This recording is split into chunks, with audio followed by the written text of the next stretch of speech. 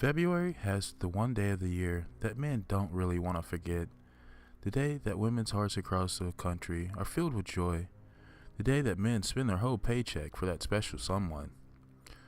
February is the month where women's dreams come true. Did you know that the week of Valentine's Day is the most breakups across the country? I guess he really didn't love you. I've always been the romantic type, and I think that every day should be Valentine's Day for your loved one. This day can either make or break your relationship. Women and men tend to get a little obsessed around this time of the month, whether it's stalking your ex on social media or showing up to their place just to confess your love for them. I've seen and heard it all. Here's a story that was shared with me. Let's be honest, men tend to forget things all the time. You can send them to the store with a list with everything you need, and they'll still forget things. From birthdays to anniversaries, from your first date to your first kiss. Hey, I'm not saying I'm perfect, but it does make you feel special when your man makes you feel appreciated. I've been dating Ben for about a year and a half now. He's about 6'2", with dark hair, no facial scrub, and with smooth, chiseled cheeks. I love his hazel brown sugary eyes. It makes me wet just looking at him. Oh, and don't forget his fat, juicy lips. I get goosebumps just thinking about the way that he takes his hand and he squeezes my breasts and sucks on my nipples. He's a personal trainer at my local gym. That's how we met. I'm that girl, that everyone knows at the gym that puts on makeup before working out just so I can have all the guys staring at my skinny waist and my nice fat ass. Yeah, that's me. The bitch that all the girls love to hate. It took me a while before I could get Ben to notice me. About 5 weeks to be exact. He was the quiet, shy type. But finally, I worked up the courage to go ask him for some one-on-one personal training. He just had that look, that you want to take home to meet your mom and dad. This was our second time spending Valentine's Day together. And since we took an incredible trip to the Cayman Islands for New Year's Day, we decided just to keep it simple and go out for dinner and a movie. We went out and had a few appetizers and drinks. I'm not sure how many drinks I had, but I was becoming extremely hot and horny. We both were big into horror films, so we decided to go see a scary flick. As we sat halfway through the movie, I could start feel the seal of my panties beginning to get wet as Ben placed his hand on my thigh. His hand began to slide up my leg to my cupcake, and I think he could feel the heat and moisture starting to leak through my thin pants. He leaned over and whispered in my ear, "I can't wait to get you home later to taste you," and began to kiss me on my neck. I put my hand on his package, but there wasn't any excitement there. He had on athletic sweats, so I had more than a handful of his junk.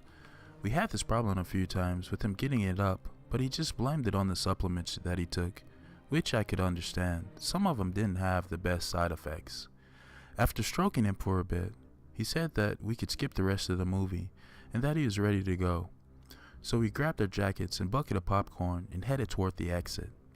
As we got into his car, I suggested that we stop and grab some more drinks. We hopped on the interstate and began to head back to his place. Just a few blocks before we arrived at his townhouse, we pulled over at a local gas station. We were both excited and hurried in to grab some drinks to get home. As I entered the gas station, there was a woman standing at the counter talking to the clerk. I headed back to the liquor section to grab some vodka as Ben grabbed some snacks. As we approached the counter to check out, I could tell that the woman talking to the clerk was very upset, and she began yelling and stormed out the door. "What's her problem, Ben?" asked the clerk. "Oh, I don't know. She's upset that her card keeps declining and she's from out of town," the clerk replies. "She doesn't know anyone." Just as that moment, the woman comes back into the gas station and heads back to the bathroom.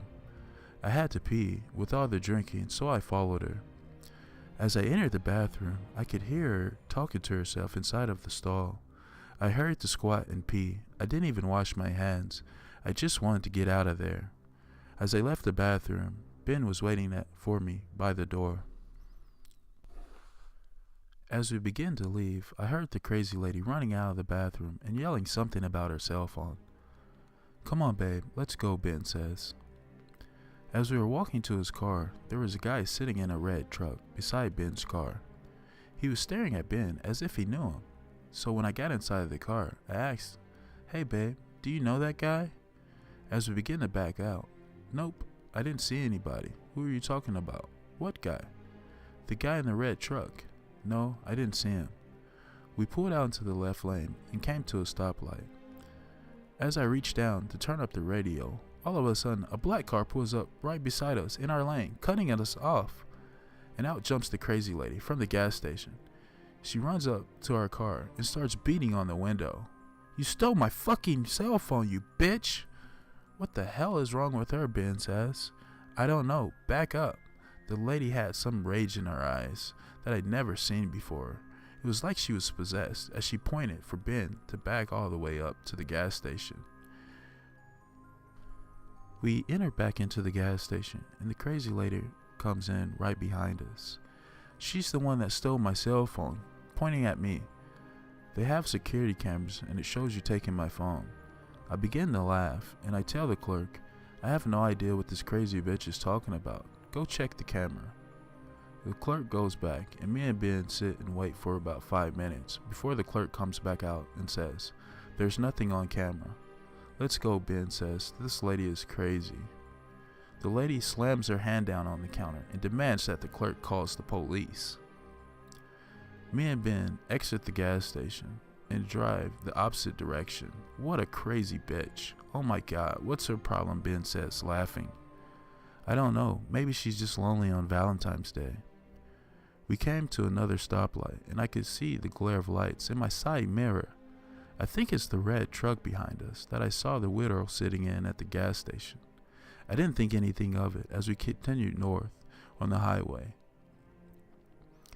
Finally, we were home. We rushed inside. "Come on, babe, let's make some drinks and go upstairs," Ben says. We chugged our drinks and began to make out. I love when Ben gets liquored up and takes advantage of me. He likes when I get rough with him and smack him on his ass and pulls his hair. I straddled on top of him and begin to tear his shirt off and pull down his sweats. I pull out his limp penis and begin to suck on it.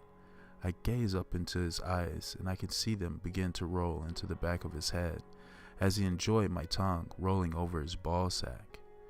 Just as he began to pull my top off, we hear a loud thump downstairs. "What the hell is that?" Ben's head pops up off the pillow. "I don't know. It sounded like someone fell." I crawl up into Ben's lap and we sit quietly listening. Another thump, and then a loud bang. Ben got out of bed and went over to the bedroom door and placed his ear against it. "What are you doing?" "Shh, quiet." Ben stood there listening for what seemed to be 4 or 5 minutes. He slowly began to open the bedroom door and peer into the hallway. He closed the door behind him. I sat there on the bed, shaking in fear, my heart beating out of my chest. I could hear Ben's footsteps going down the stairs, and all of a sudden, I could hear someone running through the kitchen toward Ben on the stairs. His bedroom was directly over the kitchen. "Ben!" I scream. I sprint over to the door and swing it open. I run down the stairs and I see Ben wrestling around the floor with a guy. I flip on the lights and Ben has the guy pinned down to the floor. "Call the cops," Ben says. "What the fuck are you doing here?" I can hear him asking the guy as I dial 911. "Get off of me," I hear the man says. I enter back into the living room and I instantly recognize the man's face from the gas station. "Do you know him?" I ask Ben. "Yeah, I used to," Ben says. "Is this who you left me for?" the man asks, pointing at me. I drop the phone, and that's the last thing that I remember. I wake up with the paramedics standing over me, telling me to breathe. "She's okay," one of them says. I see Ben kneeling beside me. "What happened?" I ask. "That was my ex-boyfriend," Ben says, with a low voice. "The cops arrested him. He told them that he'd been following us for weeks and decided that Valentine's Day would be the perfect day for revenge.